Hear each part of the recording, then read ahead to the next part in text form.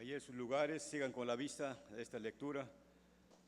Dice así la palabra de Dios: Bienaventurado el hombre que teme a Jehová, y en sus mandamientos se deleita en gran manera.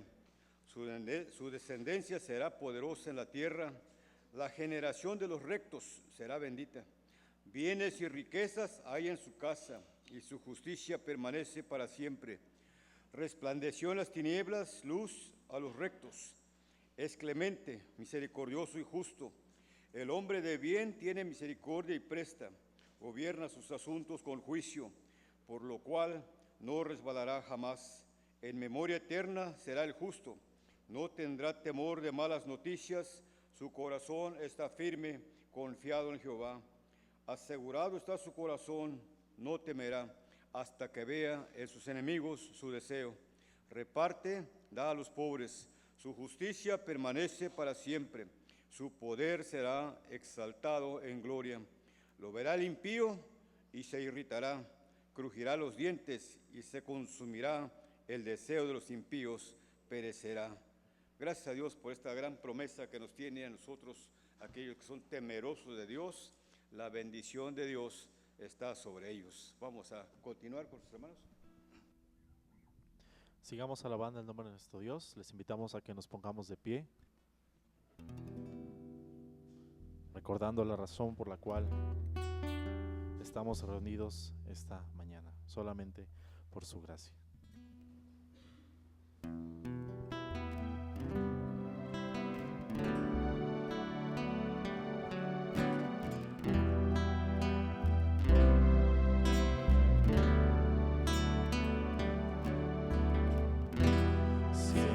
Yo un gran pecador, extraviado en el error, incapaz fui de quitar la culpa que cargaba mi corazón. Tu gracia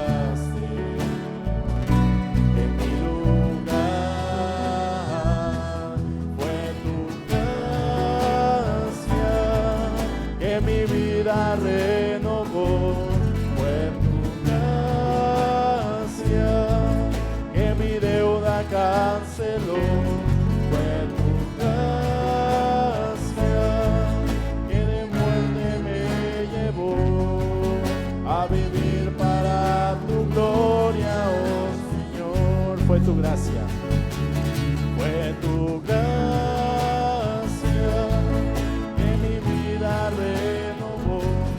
Fue tu gracia que mi deuda canceló. Fue tu gracia que de muerte me llevó a vivir para tu gloria, oh Señor.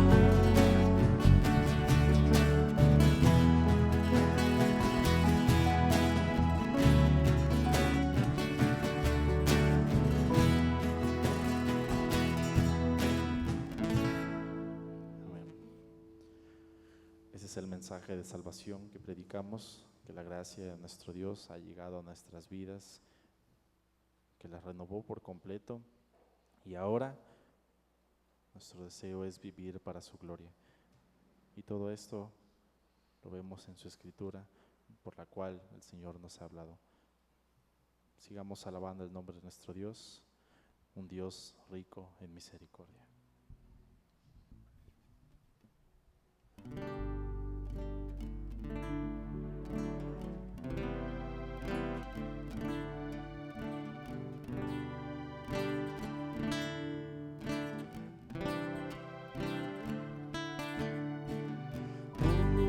Oh Dios, rico en misericordia,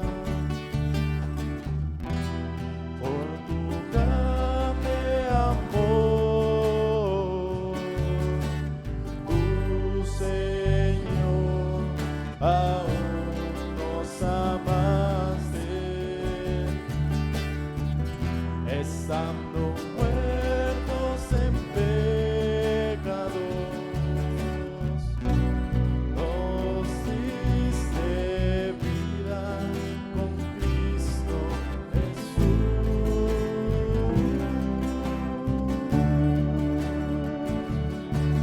Nos resucitaste con Él, nos hiciste sentar en lugares celestiales. Nos resucitaste con Él, nos hiciste sentar en lugares celestiales con Él.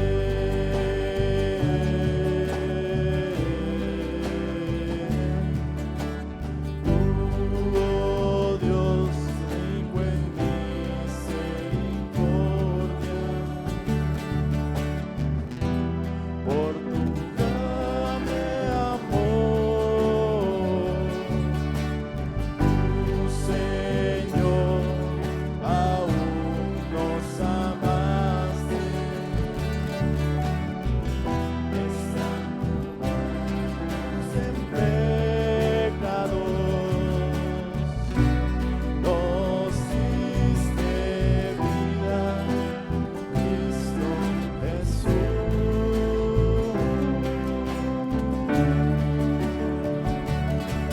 Nos resucitaste con Él, nos hiciste sentar en lugares celestiales.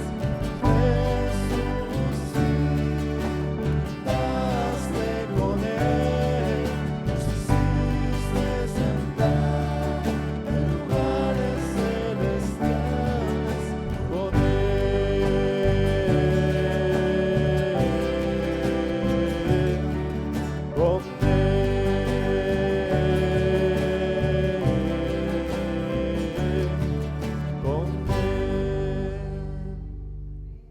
Ese mensaje de salvación que transforma vidas es el que nos ha traído hasta aquí. El Señor en su misericordia nos ha librado de las cadenas de la muerte, y para nuestras vidas ya no hay condenación, hay libertad.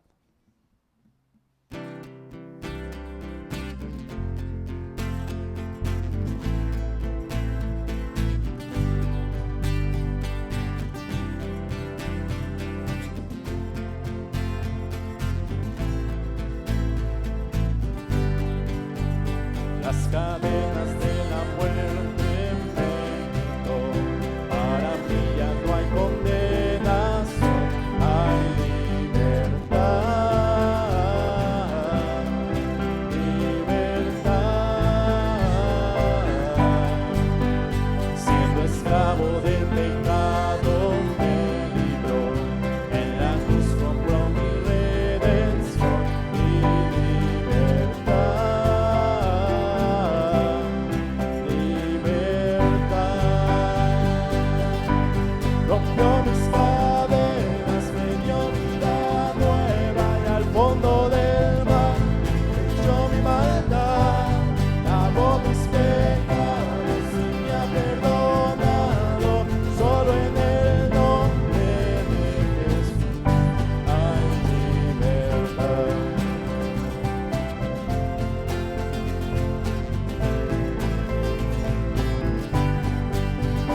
Yo proclamo que la cruz por mí murió y cambió mi duro corazón por libertad,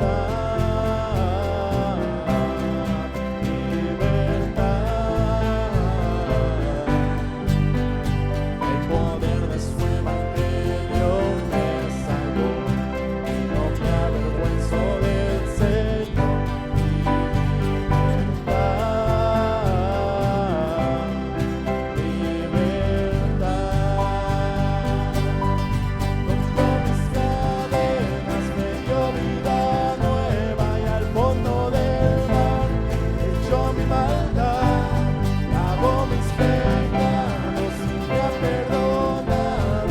Solo en el nombre de Jesús hay libertad. Al que libre hace libre, es libre en verdad. Al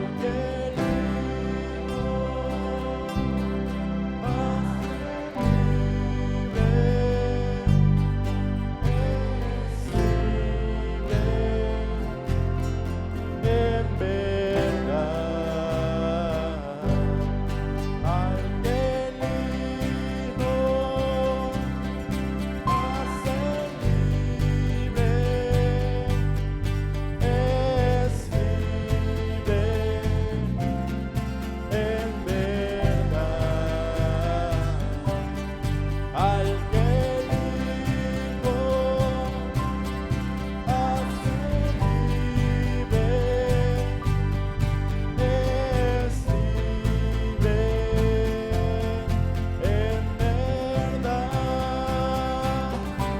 rompió mis cadenas, me dio vida nueva y al fondo del mar echó mi maldad, lavó mis pecados y me ha perdonado. Solo en el nombre de Jesús rompió mis cadenas, me dio vida nueva y al fondo del mar echó mi maldad, lavó mis pecados y me ha perdonado. Solo en el nombre de Jesús hay libertad.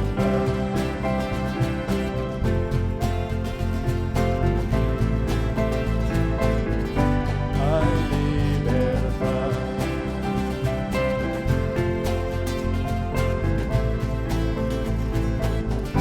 Hay libertad. Amén. Solo en el nombre de nuestro Dios hay libertad.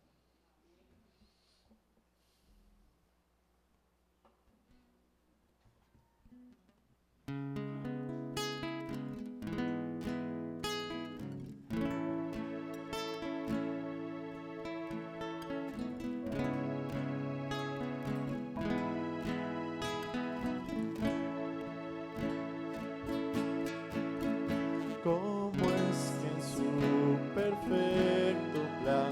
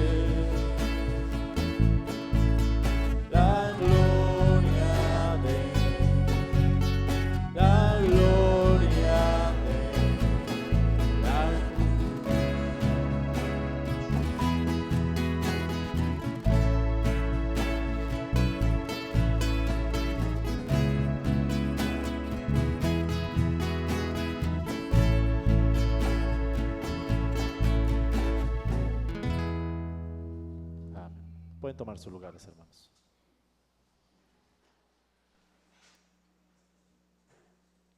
Ahí en sus lugares, abran sus Biblias en Efesios capítulo 4, versículos 1 al 16.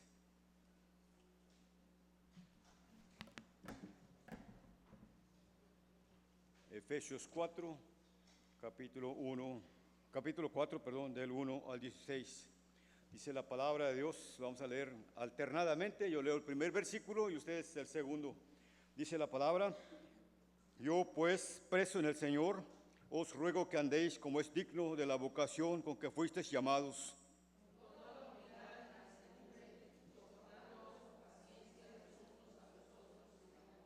solícitos en guardar la unidad del Espíritu en el vínculo de la paz.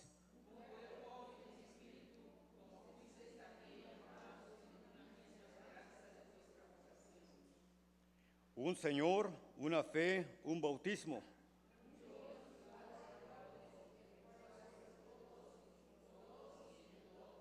Pero a cada uno de nosotros fue dada la gracia conforme a la medida del don de Cristo.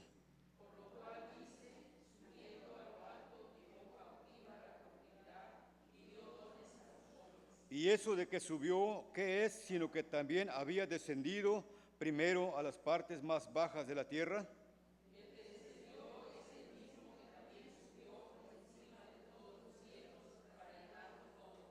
Y él mismo constituyó a unos apóstoles, a otros profetas, a otros evangelistas, a otros pastores y maestros,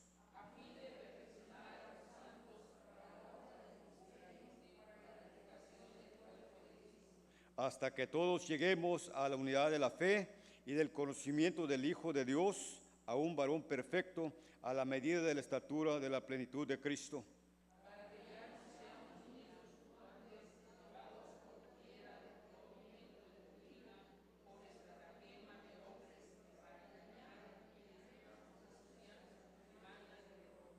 Sino que siguiendo la verdad en amor, crezcamos en todo en aquel que es la cabeza, esto es Cristo, de quien todo el cuerpo, bien concertado y unido entre sí por todas las coyunturas que se ayudan mutuamente, según la actividad propia de cada miembro, recibe su crecimiento para ir edificándose en amor. Vamos a escuchar la palabra de Dios con nuestro hermano José Galicia.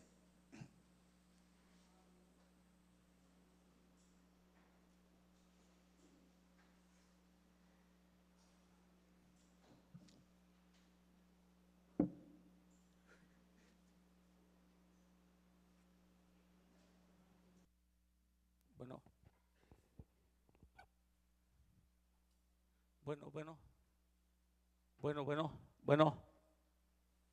¿Me escuchan bien? ¿Cómo dicen? ¿Fuerte y claro?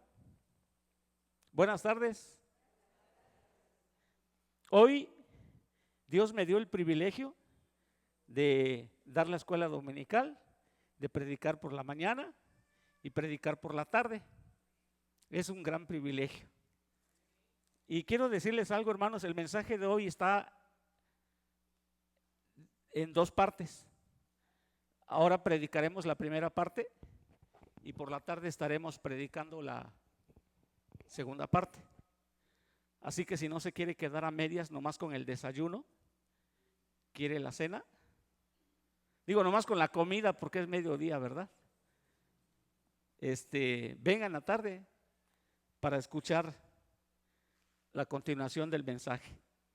Por cierto, si lo pueden proyectar, por favor. Dice en el pasaje que leímos que andemos, dice el versículo número 1, que andemos como es digno de la vocación con que fuimos llamados. Y literalmente Pablo estaba preso. De las dos maneras, tras rejas y preso en el Señor. Desde ahí, desde su prisión física y su prisión como siervo de Jesucristo, nos dice que seamos dignos de la vocación con que hemos sido llamados. He titulado este mensaje Un eterno peso de gloria, porque la palabra digno que se aplica aquí, su acepción principal es el contrapeso de una balanza. Ignoro cuántas veces he comenzado un mensaje con esta introducción. Han sido varias, no sé cuántas aquí, pero lo diré siempre. El desafío que Dios nos pone es nada más y nada menos hacer y hacer como Él hizo y como Él es. Nuestro parámetro no es ningún hombre, no es ningún héroe espiritual, aunque hay muchos por la gracia de Dios. Nuestro parámetro de comparación es Jesús. Y Jesús mismo dice aquí, porque la palabra digno se refiere al contrapeso que mantiene en equilibrio esa balanza, que por cierto la ilustración parece que no está en equilibrio, pero ambos platos deben estar al mismo nivel. Y la idea de ser digno de Dios, de la vocación con la cual nos ha llamado, es que si de un lado está Dios y toda su gloria, del otro lado estemos nosotros, cada uno en particular. Y la balanza debe mantenerse en equilibrio. No es un desafío cualquiera, es ser y hacer como Cristo. Porque el término hebreo para gloria es el término kabod, que también en su primera acepción es peso. Se usaba para hablar de peso. Cuando se decía que la kabod, la gloria de Dios, venía sobre el templo o sobre alguien, se estaba hablando de un terrible peso. De alguna manera, inclusive tal vez sea una expresión contemporánea, Dios pesa. Dios es una, digámoslo así, influencia viva. Nada puede ser igual donde está Dios. Lo que Dios toca, lo transforma. Si no hay cambios positivos, si no hay transformación en una persona, es porque Dios no lo ha tocado.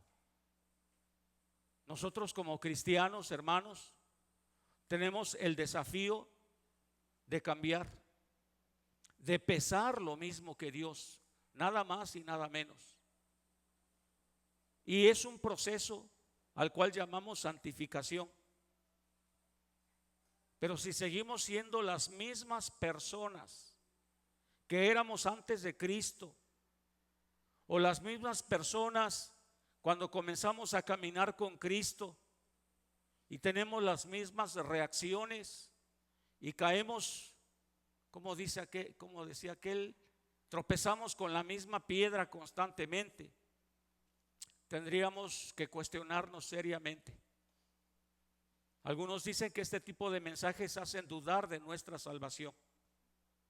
Ese no es mi propósito. Pero si usted, analizando su propia vida, es honesto y concluye que no ha sido cambiado positivamente, ni un milímetro, ni un gramo pesa más hoy que ayer, hermano, está usted perdiendo el tiempo. ¿O no le ha entregado su vida a Cristo para que Él la toque y la transforme? ¿O está dando vueltas alrededor de una luz a la cual nunca va a tocar? Así que en esta serie de mensajes y de pláticas sobre la Biblia, sobre la palabra de Dios en el mes de la Biblia, agosto, hoy quiero compartirles un mensaje que se llama Un eterno peso de gloria, y cuya temática es el cambio. Todo cambia. Alguien dijo alguna vez que lo único que no cambia es que todo cambia. El único que no cambia es Dios. Él permanece inmutable por los siglos de los siglos. Pero si usted ve su Biblia, va a aceptar que el trato de Dios para con los hombres cambiaba. No es lo mismo el Antiguo Testamento bajo el régimen de la ley mosaica que el Nuevo Testamento bajo la época de la gracia en la cual estamos viviendo. No es lo mismo las sanciones y sentencias por la violación de la ley, las cuales incluían muertes, incluían la pena máxima, que el perdón de Jesucristo, que nos dice que si confesamos nuestros pecados, Él es fiel y justo para perdonarnos y limpiarnos de toda maldad. No es lo mismo vivir bajo la ley, aunque desde aquellos tiempos hubo quienes intentaron regresar al viejo régimen de la ley, al antiguo pacto, que vivir en este pacto, donde la ley que impera y debe imperar es la ley del amor. Y en este mensaje, en dos partes, veremos 7 aspectos desde Efesios 4, en los versículos que hemos leído, en los cuales como personas, como cristianos y también como iglesia estamos llamados a cambiar. Porque por otra parte, hermanos, no solamente debemos cambiar los cristianos y las iglesias cristianas.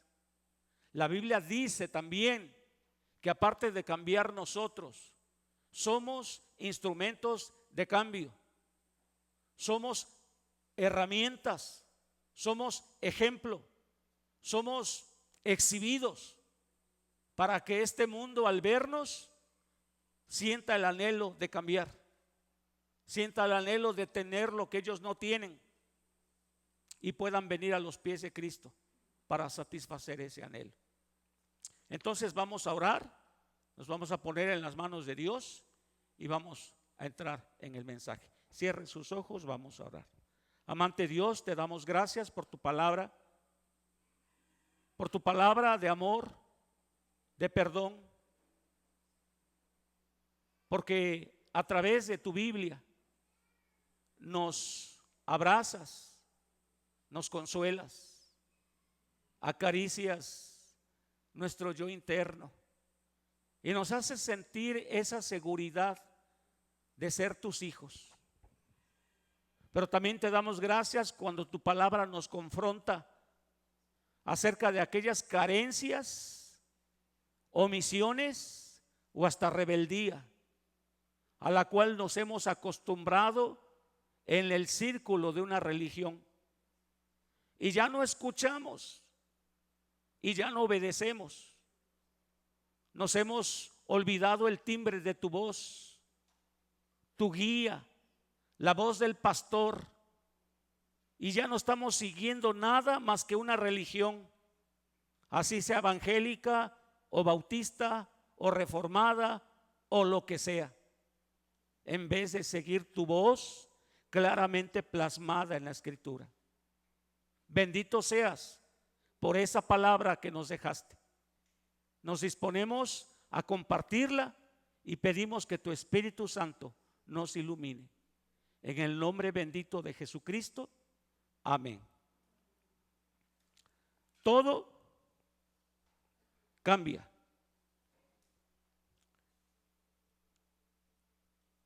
Dios no.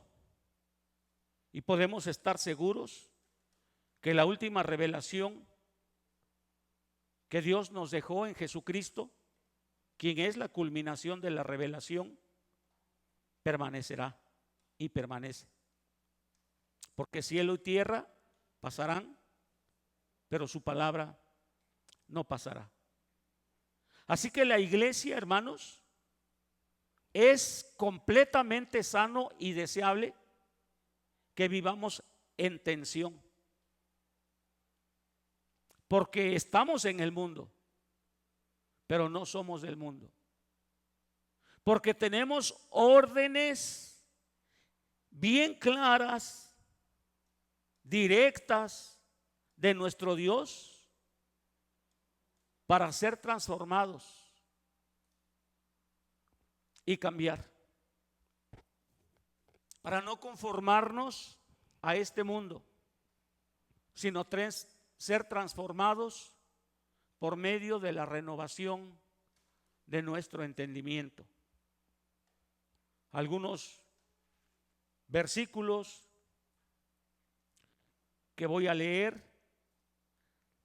Le dice David en el Salmo 51 a Jehová, después de que dice el editorial ahí arribita del Salmo 51 de manera muy amable, cuando se llegó a Betsabé, y sabemos qué significa eso.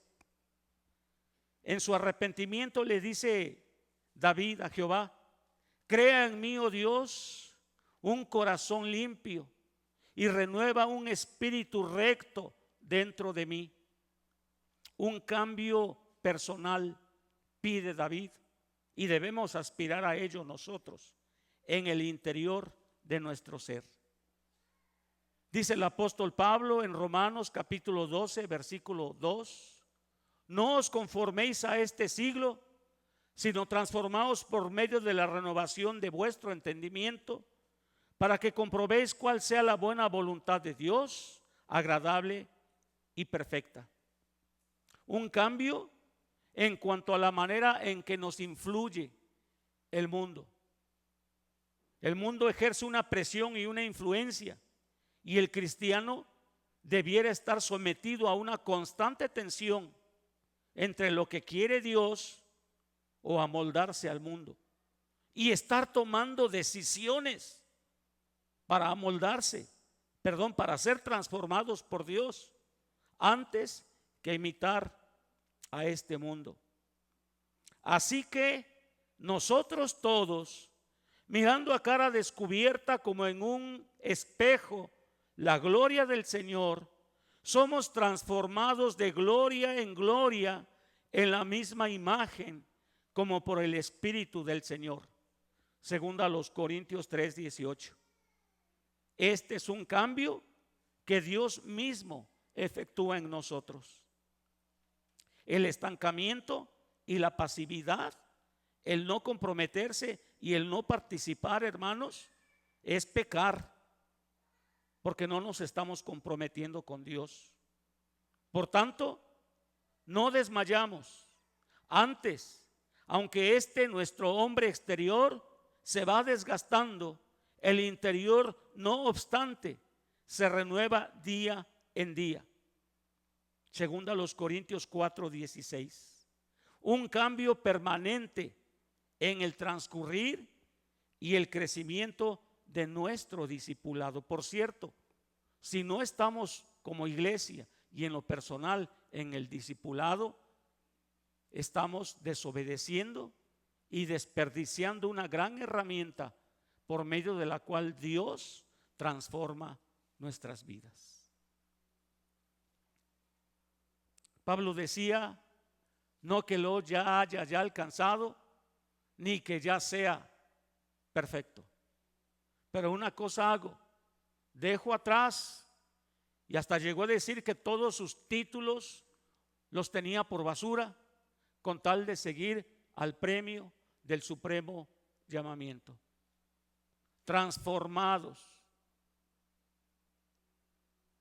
Un año sin mejorar como cristianos es un terrible desperdicio. Un año sin comprometernos, un año sin testificar de nuestro Señor, es un terrible desperdicio. Así que, mis hermanos, desde estos 7 puntos que voy a compartir, quisiera que reflexionáramos acerca de aquello que debemos cambiar y aquello que no, aquello que tenemos que evaluar como personas y como iglesia, que estamos haciendo mal o que estamos haciendo inadecuadamente o incompletamente, y qué cosas estamos haciendo bien. Si ustedes se fijan, cuando Jesús le dirige el mensaje a través de Juan a las 7 iglesias de Asia Menor, les hace una evaluación de lo que están haciendo bien y que tenía algunas cosas contra ellas. Pero es bien claro el Señor. La evaluación, más allá de que tengamos reuniones de negocios para ver los asuntos de la iglesia, la evaluación de nuestros ministerios, comenzando con los pastores, y aunque usted no tenga un ministerio titular aquí en la iglesia, pero asiste, la evaluación es importante, hermanos, y la hacemos a la luz de la palabra de Dios, para entender qué cosas debemos cambiar en lo personal y como iglesia, y cuáles debemos mejorar y cuáles debemos dejar de hacer. Y en esos cambios, ¿hasta dónde debemos cambiar? Porque este mundo nos ataca. Recién escuchaba, y no es una noticia nueva, de una iglesia anglicana, no precisamente en Inglaterra, parece que era en Estados Unidos, que ya había el colegio de líderes ancianos de ellos, habían aprobado el matrimonio entre personas del mismo sexo. Y de hecho había ministros de esa corriente homosexuales, casados con otro homosexual. Y ya no nos causa mucha extrañeza, ¿no? ¿Será que nos estamos acostumbrando?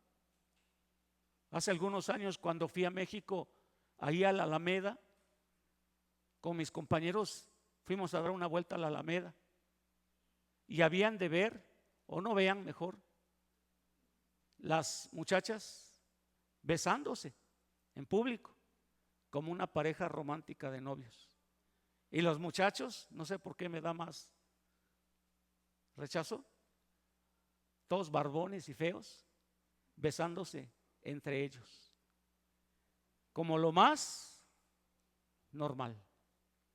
¿Hacia dónde va nuestro mundo? ¿Y hacia dónde va nuestra iglesia? Hace rato hablábamos de los ataques que sufre la palabra de Dios y de las tergiversaciones y cambios que eruditos en crítica textual están introduciendo en las nuevas versiones de la Biblia. Y a veces no nos damos cuenta, y a veces los líderes no tomamos la responsabilidad de enseñarle a la iglesia en qué cosas debe permanecer y qué cosas debe rechazar.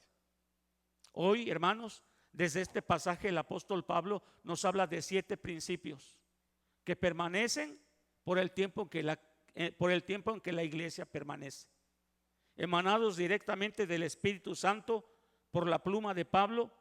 Veamos estos 7 principios. Hoy por la mañana 4, en la tarde estaremos terminando los otros 3. Versículo 2a. Bueno, esa ya era la introducción. Versículo 2a. Y aquí, hermanos, vamos a contrastar 2 extremos, porque nos movemos en ellos, consciente o inconscientemente. Y los primeros 2 extremos que quiero que contrastemos es carácter contra talento. Carácter contra talento. Vamos a leer las citas que están ahí. Dice Mateo 7:12: así que todas las cosas que queráis que los hombres hagan con vosotros, así también haced vosotros con ellos, porque esta es la ley y los profetas. Y dice la segunda cita, 1 Corintios 16:14: todas vuestras cosas sean hechas con amor. Una cosa es el talento y otra cosa es el carácter. Cuando están divorciadas estas 2 cosas, es una payasada y una pantomima y un disparate lo que hacemos. Explico. Dios me puede dar el don o el talento de enseñar bien, de predicar bien, de tocar un instrumento bien, de hacer que la guitarra casi hable. Nos regocijamos, ¿no es cierto? Dios puede darme una voz muy hermosa con que alabar a Dios y deleitar a la iglesia. Pero eso no deja de ser un talento, un don. Pero respaldado por ese don, respaldando ese don, respaldando a ese talento, siempre debe haber una autoridad moral que emane de mi carácter, que emane de mi manera de ser, de vivir, que emane del Espíritu Santo viviendo en mí, como dice Gálatas 2:20, ya no vivo yo, mas vive Cristo en mí. El carácter, la forma de ser, la naturaleza nueva, la nueva criatura respalda lo que hacemos. Porque lo que hacemos, que se ve, que se escucha, que presentamos, si no hay un respaldo interno, una esencia que la sostenga, no deja de ser un cascarón, como dice 1 Corintios 13, címbalo que retiñe, ruido. Y así terminaba el coro viejito que cantábamos en 1 Corintios 13, ruido y nada más. Todo lo que hagamos, dice aquí, hagámoslo con amor. Hace tiempo en una iglesia, una hermana creía que no tenía una voz muy agraciada. Y sí, la hermana no tenía una voz así que digamos de soprano. Y se acercó a mí llorando. Y me dijo: hermano pastor, fíjese que yo me acerqué al grupo de alabanza y les dije: hermanos, yo quiero cantar este domingo porque Dios ha puesto en mi corazón el deseo de adorarle, ¿no? Y pues me voltearon a ver así como: pues pásele, hermana, súbase, a ver, vamos a ensayar. Y cuando la hermana emitió la primera nota del canto, pues el director volteó a ver, la directora volteó a verla con desagrado y le dijo así. Y después yo comprobé que sí le dijo: hermana, a Dios se le da lo mejor y por eso estamos nosotros aquí. Pero su voz es una voz de corneta rajada. Qué bueno que no les digo la fuente de dónde surgió eso, ¿eh? Y llegó la hermana con lágrimas en sus ojos y me dijo: ¿usted cree, hermano? Hubo que arreglar eso. Pero en ese momento le conté una historia que a mí me edificó mucho. Y esa historia, no sé si es real, pero edifica. De otra hermana, igual, que ella no hizo caso de que le dijeron que tenía voz de corneta rajada. Y ella se afirmó y dijo: yo voy a cantar con el grupo, ¿no? Y cantó. Pero sí, tenía la voz no muy buena.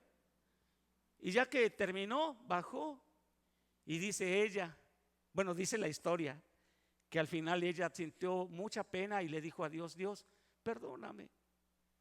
Yo quise alabarte con mi voz y todos los hermanos del coro cantan bien bonito. Y yo con mi voz toda desafinada te canté. Espero que no te hayas ofendido con mi voz desafinada. Y según esta historia, una voz, que es la voz de Dios, según le contestó: hija, la única voz que yo escuchaba en el tiempo de alabanza era la tuya. ¿Qué nos sostiene, hermanos, en lo que hacemos? Que Dios nos aleje del deseo de un lucimiento personal. Que Dios nos aleje del deseo bueno de querer hacer las cosas muy bien. Yo estoy de acuerdo en que un coro ensaye. Yo tuve una maestra de canto, hermanos, que es obvio que no le aprendí nada, pero en su momento hizo que yo cantara más o menos bien, porque no tenía que desafinar en el coro. Y aprendí ciertas técnicas de cantar, como por ejemplo, si va usted a alabar a Dios, no haga así, o así, o así. Porque decía la maestra, a ver Pepito, me decía Pepito, a ver Pepito, no cruces los brazos, abre toda tu boca Pepito y canta con todo. Y ella decía que teníamos que tener los brazos sueltos para no apretar el diafragma y que la voz salga, y que teníamos que cantar desde acá, no de la garganta, sino desde acá. Y hermanos, yo me sorprendí con cambios tan sencillos como mejora nuestra técnica de canto, ¿no? Obviamente pues no aprendí mucho, pero lo poquito que aprendí se los paso al costo. Bueno, en fin, es bueno mejorar, es bueno prepararse, es bueno que si yo les traigo un mensaje, pues me prepare, lea, no sé, consulte eruditos, tome nota, pero es más bueno que me arrodille ante Dios y le diga: Señor, dame mensaje para tu iglesia. Es más bueno que escuche su voz y lea su palabra, que primero me hable a mí para hablar a la iglesia. Es bueno que primero escuche la voz de Dios, que me indica qué áreas de mi vida debo corregir. Es bueno que me humille ante Dios para que Él me corrija, para que Él me evalúe, para humillarme ante Él y reconocer lo que soy, un pecador que está en proceso de santificación. Es bueno que el Señor me recuerde los valores morales, los principios de conducta que me ayudan a relacionarme con Él y me ayudan a relacionarme con mis hermanos. Es bueno que cuide mi apariencia, es bueno que cuide mi léxico, es bueno que pueda expresarme bien, pero es mejor que eso venga después de una comunión íntima que me está transformando. Idealmente, hermanos, ustedes tendrían todo el derecho de juzgarme como hipócrita. No lo hacen por amor, respeto o porque son muy cristianos. De hipócrita si yo predicara algo y ustedes ven que no lo hago. Y les invitaría con mucho amor y respeto a hablar conmigo si notan algo así. Y créanme que aunque tal vez el lado humano se indigna, espiritualmente para eso estamos, para retroalimentarnos unos a otros. A veces hacemos tanto caso a lo externo, a las apariencias, a los esquemas, y nos olvidamos, hermanos, que como iglesia no debemos caer en un show. Usted puede sintonizar cualquier canal cristiano o sintonizar muchos de los cultos de iglesias que son televisados o están en el YouTube, y va a encontrar shows, va a encontrar un orden que te deslumbra, va a encontrar aplausos, y no son malos los aplausos, pero a veces se convierten en un mero show. Pero hasta donde yo entiendo, porque lo dice la Biblia, cada vez que nos reunimos como en este momento para adorar a Dios, hermanos, es que lo hacemos en espíritu y en verdad, como dice el Señor Jesús en Juan 4. Y desnudamos nuestra alma para que el Señor pueda evaluarnos y redarguirnos y exhortarnos. Y nos presentamos, hermanos, como pecadores, pero quitamos el calzado de nuestros pies porque estamos en un lugar santo. Donde quiera que están 2 o 3 congregados en el nombre de Jesús, ahí está Él en medio de ellos. Y por lo tanto se convierte en un lugar santo. Este lugar donde estamos sentados y compartiendo la palabra es tan santo como el lugar santísimo donde estaba el arca de la alianza. Es tan santo como que Jesús está aquí en medio de nosotros, mis hermanos. Y como es santo, más vale que nosotros vengamos con una actitud de humillación ante Dios y presentarle lo que realmente somos. Ayer hablaba con los jóvenes de las máscaras y que debemos despojarnos de las máscaras. Es muy difícil que alguien sea 100% auténtico como es en su casa, a como es aquí o como es en el trabajo. Pero el ideal es que la misma persona seas aquí, en el trabajo, en tu casa, con tus cuates, donde sea. Lo otro se llama hipocresía. Y fue una de las palabras más fuertes que Jesús dirigió a los más religiosos de su época. Carácter. Carácter. A Dios le importa más tu carácter que tu apariencia física. A Dios le importa más tu carácter que la forma en que ejecutas un instrumento. A Dios le importa más mi carácter que la forma o la elocuencia que pueda tener al predicar su palabra. A Dios le importa más mi carácter que la enseñanza que yo pueda dar. El carácter glorifica a Dios. El talento sirve a la iglesia. Lo que somos es el fruto del Espíritu, Gálatas 5. Pero lo que hacemos son los dones del Espíritu. Primera a los Corintios 12, Romanos 12 y Efesios 4. Y lo que hacemos debe estar respaldado por lo que somos. Si hay divorcio entre estas dos cosas, si uno es mi carácter y pretendo hacer cosas santas y no soy santo, hermanos, siempre habrá, en vez de bendición, maldición. Dios puede usar a quien sea, pero preferentemente usa a personas que se someten a su autoridad. En el nombre de Cristo, mis hermanos, si vamos a cambiar, si todo cambia, cambiemos en nuestro carácter, en nuestra esencia, para poder acercarnos más a pesar lo que pesa a Dios, a equilibrar la balanza, estando Dios del otro lado. El segundo punto de este mensaje es gracia contra legalismo. Dice, bueno, por la emoción me pasé el versículo base del primer punto. Dice, con toda humildad y mansedumbre. 2a, 2b dice, soportándoos con paciencia los unos a los otros en amor. Soportándoos los unos a los otros con paciencia en amor. Gracia contra legalismo. Hace algún tiempo un hombre de Dios escribió un libro que se llama El despertar de la gracia. Si no lo ha leído y quiere tener una buena lectura, hágalo. Creo que fue James Dobson. Ese libro del despertar de la gracia nos habla de nuestros tratos, de nuestras relaciones, cuando menos en el seno de la iglesia, que estas relaciones tienen que ser con gracia. La gracia en las relaciones de la iglesia se manifiesta como respeto y consideración hacia las maneras de pensar, de actuar y de sentir de los demás, aunque éstas sean diferentes a las nuestras.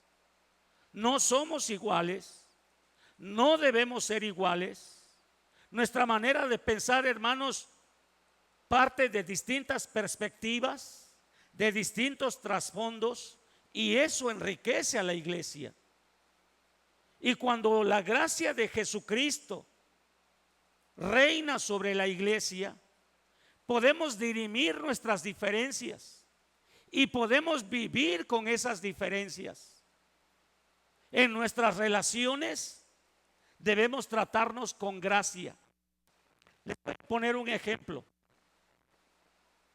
Mi esposa y yo, viviendo en Reynosa, un día, no sé por qué razón, pasábamos siempre por un lugar donde había un templo y se oían los cantos muy bonitos, muy bonitos. Y la iglesia tenía una buena fachada y varias veces sentíamos el deseo de entrar. No es que no tuviéramos una iglesia, pero queríamos conocer ahí. De tal manera que un día lo hicimos y la iglesia estaba muy bonita, no lujosa, pero muy bonita. Y hubo un mensaje bueno, pero desde que llegamos, desde que entramos, como yo conté, como 15 cabezas que voltearon a vernos. Estaban así escuchando y voltearon a vernos. Y yo no soy paranoico ni soy chocosón, pero percibí en esas miradas así como: oye, ¿quién eres? Intruso. O sea, creo que vi como que la nariz así como que, así como hacen las personas fresas cuando ven a uno del populacho, la chusma, dijera doña Florinda. ¿Cómo hacen? Así como, ¿y esta chusma? ¿No? Y Charito y yo hasta como que nos hicimos más chiquitos, bueno, ella más chiquita, ¿no? Nos hicimos más chiquitos. Y luego, pues a donde pudimos llegamos y nos sentamos. Nadie nos dio la bienvenida. Y yo no iba a eso, pero nadie nos dio la bienvenida. Y cuando nos sentamos, otro grupo como de 15 volteó a vernos porque las bancas hicieron un pequeño ruido de rechinido. De esas veces en que llegas y no quieres ser notado, pero te sientas y la banca te delata, ¿no? Y otros voltearon. Y igual las miradas. Nunca nos dieron la bienvenida. Nadie se acercó a saludarnos. Todos pasaban de largo donde estábamos sentados y si acaso nos veían, pues de reojo. Y varios también voltearon así como diciendo: ¿y estos sospechosos? Y digo, no es que yo tenga una cara muy bonita, ¿verdad? Pero no podían confundirme con los delincuentes de allá, con los mañosos que le dicen, ¿no? Porque sí es cierto, hay que andar a las vivas a ver quién es mañoso. Y no, creo que no tengo cara de cártel del Golfo. Así. Y entonces, como vimos que nadie nos dio la bienvenida, nadie nos saludó, Charito y yo nos dimos la bienvenida, nos dimos un pequeño besito de amor y nos fuimos para nuestra casa. Y estoy hablando de un cristiano de más de 40 años de ser cristiano. Y me dolió un poco, pero sobre todo dije: ¿qué clase de iglesia es esta? ¿Dónde está la gracia de Dios? ¿Dónde está el aceptarnos unos a otros? ¿Dónde está aquello de que cuando alguien peca en la iglesia no somos legalistas, sino que nos duele su caída y oramos por esa persona? Algunos sinónimos para gracia que se usan en la Biblia son longanimidad. Dice Colosenses 1:11: fortalecidos con todo poder conforme a la potencia de su gloria, para toda paciencia y longanimidad. Misericordia: ser concordante con la miseria, ponerse en los zapatos del otro, porque juicio sin misericordia se hará con aquel que no hiciere misericordia, y la misericordia triunfa sobre el juicio. Que como iglesia, hermanos, no seamos más rápidos para emitir un juicio de rechazo, de reprobación, antes que entender que todos somos pecadores y venimos aquí porque necesitamos que el Señor nos transforme de gloria en gloria. Y entonces, como dijo aquel escritor, el cristianismo y la salvación es como un mendigo, como un limosnero, diciéndole a otro limosnero dónde encontrar pan. Eso somos. Y no hay nadie superior aquí, no hay nadie perfecto, y tenemos que ayudarnos los unos a los otros.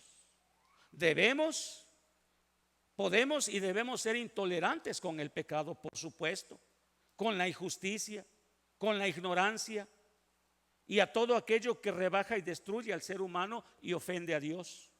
Pero jamás debemos ser intolerantes con otro ser humano que anhela de Dios al igual que nosotros.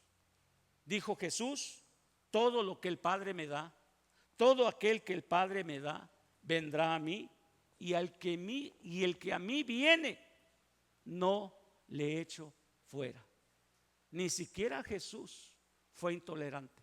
Fue intolerante con los hipócritas, con los religiosos, con los que estaban adentro y sentían que nadie más tenía derecho a entrar.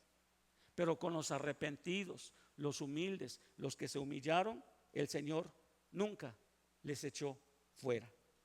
Punto número 3: unidad contra protagonismo. Versículos del 3 al 6 de Efesios 4 dice: solícitos en guardar la unidad del Espíritu en el vínculo de la paz, un cuerpo y un espíritu, como fuisteis también llamados en una misma esperanza de vuestra vocación, un Señor, una fe, un bautismo, un Dios y Padre de todos, el cual es sobre todos y por todos y en todos. La base de la unidad de la iglesia, hermanos, en gran parte reside en estos versículos.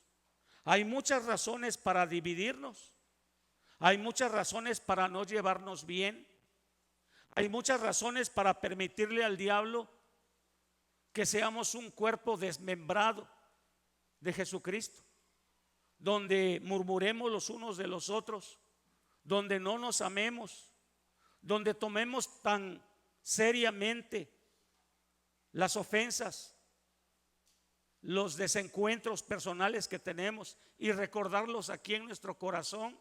Y aunque decimos perdonar y saludamos, guardamos aquí. Hay muchas razones para ello, pero la razón principal por la cual debemos desechar todo eso es por dos cosas: por el amor de Cristo y por la gran comisión que Él nos dejó.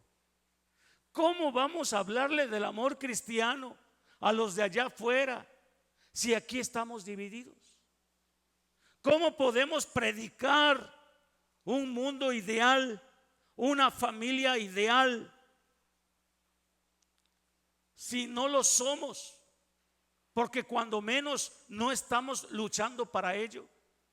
No estamos teniendo la suficiente humildad para perdonar, para aceptar y para unirnos.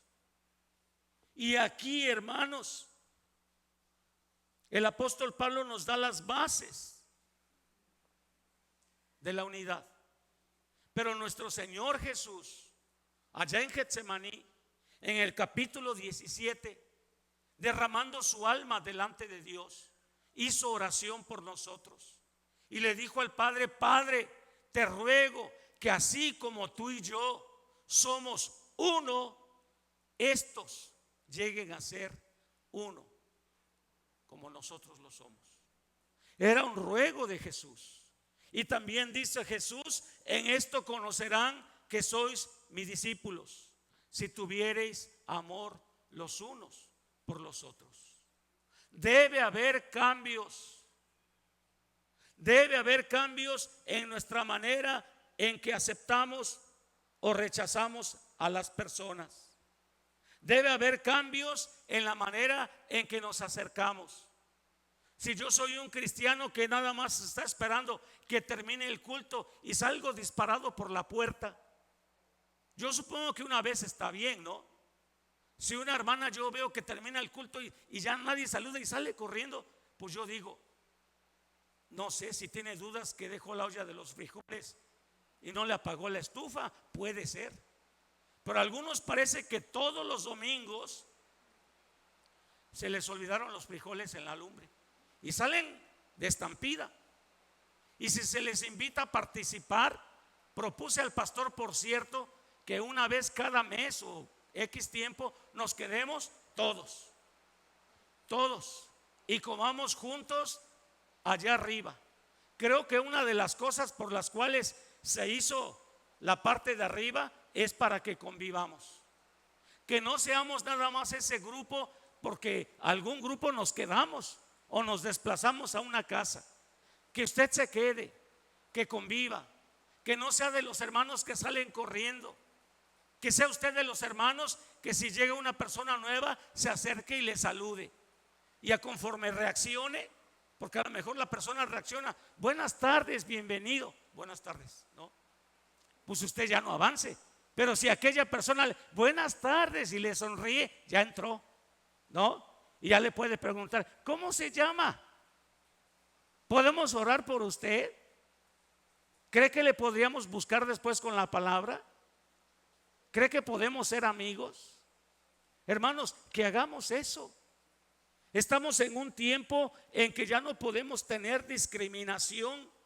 De hecho, nunca pudimos tener discriminación. Cuando los apóstoles se peleaban por un lugar principal al lado de Jesús, y hasta la madre de dos de ellos fue y le pidió a Jesús que sus hijos reinaran con él en los mejores puestos, Jesús tomó a un niño y lo puso como muestra y nos dice: quien no se haga como este niño no es candidato al reino de los cielos. Así que, mis hermanos, busquemos la unidad de la iglesia. Si en el pasado ha habido roces, entreguémoselos a Dios. Si alguien nos provoca sospechas, o es porque somos muy suspicaces, o porque trae un rostro de, no sé, hay personas por las que sentimos rechazo, no sé usted, ¿no? Yo he escuchado gentes. Me acuerdo un comentario así de una persona que una vez puse una película de Capulina. Creo que todos saben quién fue Capulina. Era un cómico de la época de oro del cine mexicano, ¿no? Y puse una película de Capulina. Y yo no es que me estuviera riendo de la película, pero sí me causaba cierta gracia. Y la persona a mi lado dijo: quita ese gordo, me cae bien gordo. Y yo le dije: ¿conoces a Capulina? No, en persona. ¿Por qué te cae gordo? No, me cae gordo cómo es y cómo actúa. Yo dije: pues sí, igual a lo mejor hay personas que me caen gordas, ¿no? ¿Le cae gordo a alguien a usted aquí? Alguien de los que está aquí, usted dice: me cae re gorda esa persona, la saludo nomás porque por trámites de educación, pero ojalá no venga. Y tal vez usted no llegue a eso, y gloria a Dios por eso, porque está sano. Pero si algo en su interior de a gratis rechaza a las personas, póngase en las manos de Dios, porque puede ser que Dios le está mostrando que sí, hay que sospechar y correr a esa persona, o tal vez usted es el que está mal y al primero que habrían que correr es a usted o a mí, si tuviera eso. Y Dios quiere sanarme, y Dios quiere hablarme y corregir eso en mi vida. Que el celo no sea tan grande que nos olvidemos que como iglesia tenemos que estar unidos y ser esa agencia del reino de Dios. Por cierto, cuando me doy demasiada importancia, cabe recordar que mi Dios, es una frase que voy a decir, pero suena hasta como ridícula el hecho de decirla, porque es una gran verdad. Debemos recordar que nuestro Dios es infinitamente más grande que yo. Ningún hombre, ni los de la Biblia, puede compararse ni siquiera para llegar a los talones de nuestro Dios. Debo recordar que el propósito de Dios es más grande que yo puedo hacerme a un lado, pero que Dios no se va y que sigue constante en el propósito suyo para mí y para la iglesia. Debo recordar que la iglesia en la que estoy es más grande que yo, que el amor de Dios es más grande que el mío. Pero también debo recordar que Dios sigue contando conmigo para cambiar al mundo, que soy un agente de Dios, pero que es necesario que los cambios que Él quiere en mí sean reales. Punto número 4. Plan de Dios versus modas. Dice del versículo 3 al 6 de Efesios 4: perdón, me equivoqué, es 11 y 12. 4, 11 y 12. Dice, y él mismo, está hablando de Jesús, él mismo constituyó a unos apóstoles, a otros profetas, a otros evangelistas, a otros pastores y maestros, a fin de perfeccionar a los santos para la obra del ministerio, para la edificación del cuerpo de Cristo. ¿Hay aquí apóstoles? No, ¿verdad? Los hermanos que han leído un poco de la Biblia pueden decir que hubo 12 apóstoles y fuera de esos apóstoles ya no. Hay grupos religiosos que hablan de apóstoles y algunos de esos apóstoles se pasean por las iglesias con toda su sacrosanta santidad y se creen los muy, ¿no? Espiritualmente. Eso es orgullo satánico. Pero sí puede haber, a ver, ¿qué más dice? Versículo 11. Profetas, ¿hay profetas? Les voy a decir que yo soy un profeta. Y antes de que me vean raro, la palabra profeta en la Biblia, más que adivinar el futuro, o como lo hacen ciertos grupos de origen pentecostés, un profeta es aquel que trae el mensaje de Dios para el pueblo. Yo les estoy profetizando ahorita sobre una profecía ya escrita. Tenemos la revelación completa, pero estoy trayendo el mensaje de Dios para ustedes. Soy un profeta y hay más profetas. Por ahí vi a uno sentado, allá está. Se quiere esconder el hermano José Celso, pero es un profeta. Nuestro profeta pastor está en Santa María Pápalo, algo así. Por eso no está ahorita. Y Dios va a levantar más profetas. Son los que predican la palabra de Dios. También hay evangelistas. Hermanos, todos debemos evangelizar, pero hay a quienes Dios ha dotado con el don y son evangelistas por gracia de Dios. Y otros pastores y maestros. Y dice el versículo 12, y este es el plan de Dios, a fin de perfeccionar a los santos. ¿Quiénes son santos? Levanten su mano los santos. Yo soy santo. Los que no levantan su mano o no saben qué es santo o andan muy mal y no se consideran santos. Pero santos son todos aquellos que han sido apartados por Dios y que son salvos y han creído. No son perfectos, son santos. No somos perfectos, somos santos. Entonces santos son ustedes, santos soy yo. Y dice aquí que el plan de Dios es que los pastores, los apóstoles, los maestros, los evangelistas tienen una tarea. Hermanos, que Dios ayude al pastor que hace todo en la iglesia. Hay algunas tareas básicas del pastorado y se necesitan hacer. Pero si vamos a Hechos 6, donde fueron escogidos los 7 diáconos, y otros pasajes como los del apóstol Pablo a Timoteo y a Tito, vamos a encontrar un perfil de cómo es el pastor y qué debe hacer el pastor. Pero desde este versículo encuentro que la tarea del pastor no debe ser la única, pero sí es la primordial. Aunada a Hechos 6, el pastor ora por sus ovejas, el pastor predica la palabra a sus ovejas. Pero número 3, el pastor no está para hacer todo. Y no me estoy defendiendo ni justificando cuando omito hacer algo de mi responsabilidad. Pero el pastor está para capacitar, perfeccionar a los santos para que ellos junto con él hagan la obra del ministerio. Ese es el plan de Dios.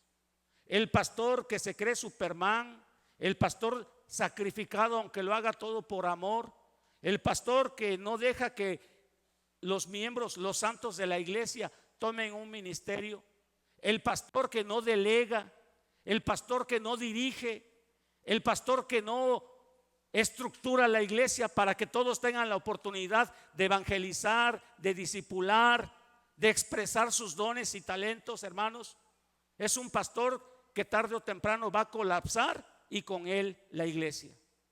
La Biblia dice que cuando al pueblo le falta visión, el pueblo fracasa.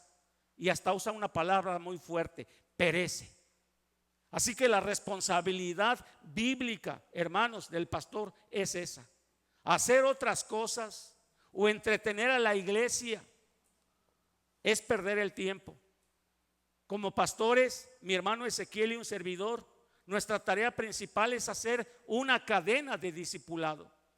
Dice 2 Timoteo 2:2: lo que has oído de mí ante muchos testigos, esto enseña a hombres fieles que sean idóneos para enseñar también a otros. Y si no estamos en el discipulado, y si usted no está siendo discipulado, y si usted no está discipulando a otras personas, mis hermanos, estamos fuera del plan de Dios. Usted podrá hacer muchas cosas y se le agradecen. Hay hermanas aquí que meten las manos cuando cocinan, cuando se hace esto, limpian, ayudan. Hay hermanas que son como hormiguitas, hermanos, y gloria a Dios por eso. Y hay varones también que están dispuestos a colaborar, pero tarde o temprano se cansan, y es lógico, ¿no?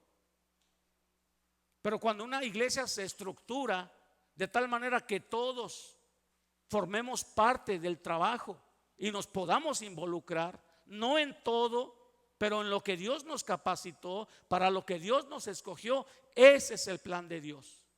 Las iglesias lideradas por los pastores hacemos bien cuando rompemos viejos esquemas donde 3 o 4 hermanos son los que siempre están ahí sirviendo, y es lógico que se cansen y es lógico que vean que los otros no participan, pero estructuremos de tal manera que aún el hermano más nuevo empiece a involucrarse en un ministerio.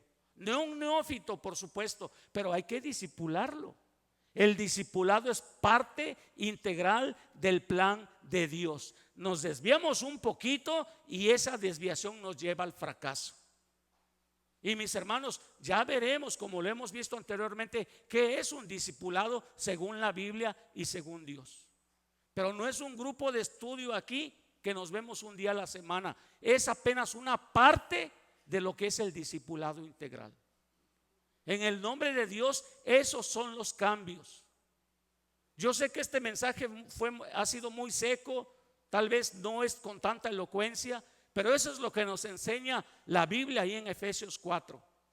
Si la iglesia no cambia moviéndose hacia el plan de Dios, buscando ejecutar la voluntad de Dios, si no estamos metidos en ese cambio, hermanos, los días pasan y perdemos miserable y pecaminosamente nuestro tiempo. No es el domingo en la mañana o si vienes en la tarde, es todos los días de nuestras vidas estar sometidos a la transformación que Dios quiere hacer en nuestras vidas. Hacia ese rumbo tenemos que movernos como iglesia, y el hermano Ezequiel y un servidor somos los principales responsables de que la iglesia se mueva hacia el propósito de Dios. Vamos a ponernos de pie y vamos a orar por eso, porque usted es parte de ese cambio. Señor y buen Dios, te damos gracias por tu palabra. Te pedimos perdón porque a veces nos parece insignificante, inofensivo, no peligroso el hecho de apartarnos unos cuantos grados de la dirección de tu voluntad, y caminamos en el mismo lugar, patinando en el mismo terreno, y nos atacan los problemas y no los podemos resolver porque no estamos estructurados conforme a tu plan.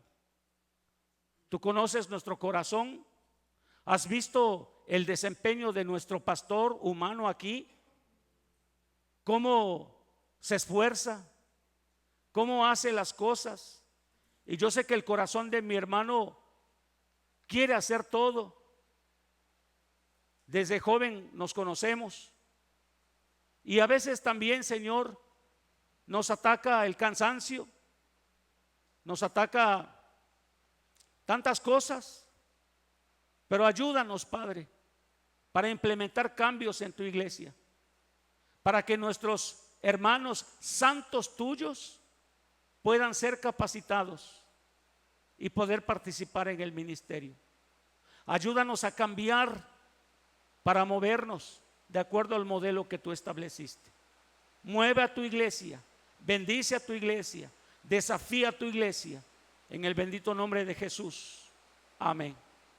Gracias, hermanos, que Dios nos bendiga.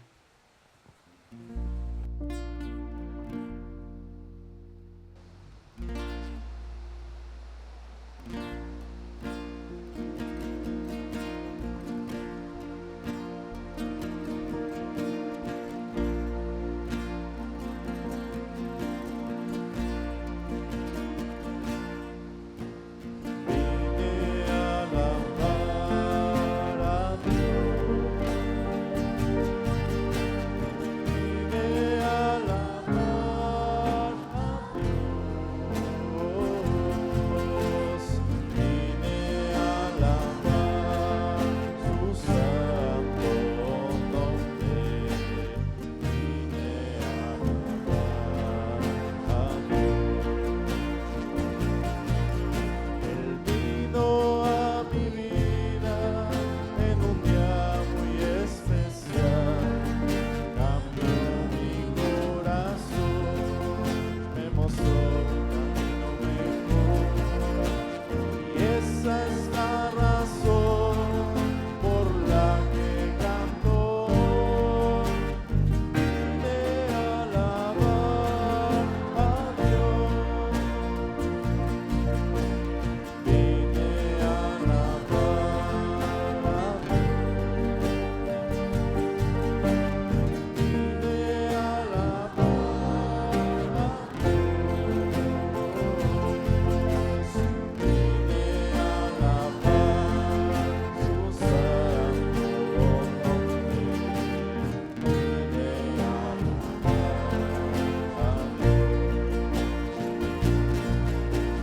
Vino a mi vida en un día muy especial, cambió mi corazón, me mostró un camino mejor, y esa es la razón por la que canto hoy.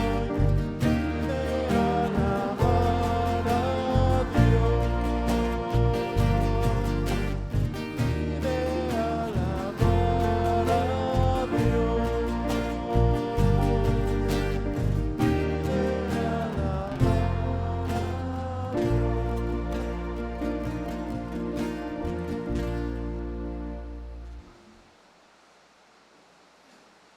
Así de pie vamos a orar para recoger las ofrendas.